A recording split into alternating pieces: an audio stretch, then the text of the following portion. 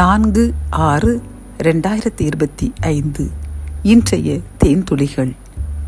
மனம் திரும்புகிற ஒரே பாவிய நிமித்தம் பரலோகத்தில் மிகுந்த சந்தோஷம் உண்டாயிருக்கும் என்று உங்களுக்கு சொல்கிறேன்.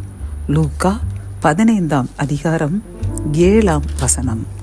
கத்தோலிக்க வேதாகமம். மனம் மாறிய ஒரு பாவியை குறித்து விண்ணுலகில் மிகுதியான மகிழ்ச்சி உண்டாகும் என நான் உங்களுக்கு சொல்கிறேன். லூக்கா 15:7. இந்த வசனத்தின்படி நாம் மனம் திரும்பி பரிசுத்தமாய் வாழ்வோம்.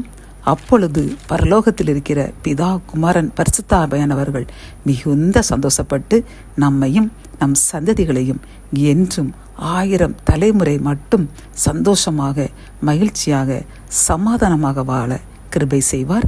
ஆமேன்.